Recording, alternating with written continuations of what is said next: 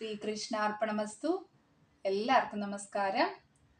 ആത്മാവിന്റെ പ്രയാണം 63 നായന്മാരിലൂടെ നമിനന്ദി അടികളെ കുറിച്ച് മനസ്സിലാക്കാം. ചോള രാജ്യത്തിലെ ഏമപേരൂരിൽ നമിനന്ദി അടികൾ എന്നൊരു ബ്രാഹ്മണ ശ്രേഷ്ഠൻ ജീവിച്ചിരുന്നു. ദിവസവും തിരുവാരൂരിൽ പോയി ശിവദർശനം നടത്തുമായിരുന്നു. അദ്ദേഹത്തിന് വലിയ ആഗ്രഹമായിരുന്നു ക്ഷേത്രത്തിൽ നിരവധി വിളക്കുകൾ കത്തിക്കണമെന്ന്. ശിവ ആഗമങ്ങളിൽ വിളക്കു കത്തിക്കുന്നതിന്റെ പ്രാധാന്യം സ്പഷ്ടമായി വിശദീകരിച്ചിട്ടുണ്ട്. അദ്ദേഹത്തിന്റെ ഭവനത്തിൽ എണ്ണ ഉണ്ടായിരുന്നില്ല. അതുകൊണ്ട് തന്നെ നായനാർ അടുത്തുള്ള വീട്ടിൽ പോയി ചോദിക്കാമെന്ന് കരുതി. അയൽക്കാരൻ പുച്ഛിച്ചു പറഞ്ഞു, എന്റെ കൈവശമില്ല. നിങ്ങൾക്ക് അത്രയും ആഗ്രഹമുണ്ടെങ്കിൽ വെള്ളം ഉപയോഗിച്ച് കത്തിക്കാമല്ലോ എന്ന് പരിഹസിച്ചു. ഇത് നായനാരെ അത്യധികം വേദനിപ്പിച്ചു. ക്ഷേത്രത്തിൽ പോയി കരഞ്ഞു പ്രാർത്ഥിച്ചു. ഒരു അശരീരി കേട്ടു.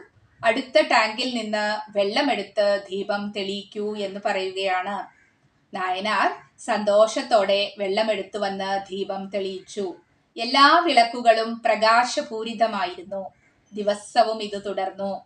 ഒരു ഭക്തന്റെ മഹത്വവും ഭഗവാന്റെ കാരുണ്യവും കണ്ട് ധാരാളം പേർ ജൈനമതം ഉപേക്ഷിച്ച് ശൈവമതത്തിലേക്ക് ഒഴുകി. നായനാരുടെ മഹത്വം കേട്ട് ചോള രാജാവ് ആ ക്ഷേത്രത്തിന്റെ ആധിപത്യം നായനാർക്ക് കൊടുത്തു. പങ്കുനി ഉത്രം കെങ്കേമമായി ആഘോഷിക്കുമായിരുന്നു ക്ഷേത്രത്തിൽ. ആ ദിവസം ഭഗവാനെ തിരുമണാലി എന്ന സ്ഥലത്തേക്ക് കൊണ്ടുപോകുമായിരുന്നു. അവിടെ വിവിധ ജാതിക്കാരും ഉണ്ടാവുമായിരുന്നു. തന്റെ പൂജാ കാര്യങ്ങൾ കഴിഞ്ഞതിനു ശേഷം നായനാർ വീട്ടിലേക്ക് മടങ്ങി.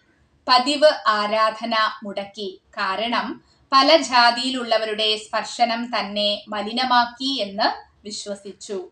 ഭാര്യയെ കൊണ്ട് വെള്ളം കൊണ്ടുവരാൻ പറഞ്ഞു കുളിക്കാനായി. വെള്ളം എത്തുന്നതിന് മുൻപ് ക്ഷീണത്തിൽ ഉറങ്ങിപ്പോയി. അപ്പോൾ ഒരു സ്വപ്നദർശനമുണ്ടായി. തിരുവാരൂരിൽ ജനിക്കുന്നവരെല്ലാം എൻ്റെ ഗണങ്ങളാണ്. അവരെ അശുദ്ധമായി കണക്കാക്കാൻ കഴിയില്ല എന്നും ഓർമ്മപ്പെടുത്തി. തന്റെ തെറ്റ് ഒരു സ്വപ്നത്തിലൂടെ ഭഗവാൻ വന്ന് മനസ്സിലാക്കി എന്ന് നായനാർക്ക് ബോധ്യപ്പെട്ടു. അടുത്ത ദിവസം അവരിലെല്ലാം ഭഗവാന്റെ രൂപം കാണാൻ നായനാർക്ക് കഴിഞ്ഞു.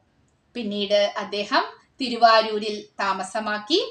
അക്ബർ അദ്ദേഹത്തെ ശുദ്ധ സ്വർണം എന്നർത്ഥം വരുന്ന അനിപോൺ എന്നാണ് വാഴ്ത്തിയത്. ഭഗവാന്റെ ഭക്തരെ സേവിച്ച് അദ്ദേഹം ശിവലോകം പൂകി. ഓം ശിവശക്തിഐക്യരൂപിണ്യേ നമഃ. അടുത്ത നായനാരുമായി വീണ്ടും കാണാം. നന്ദി, നമസ്കാരം.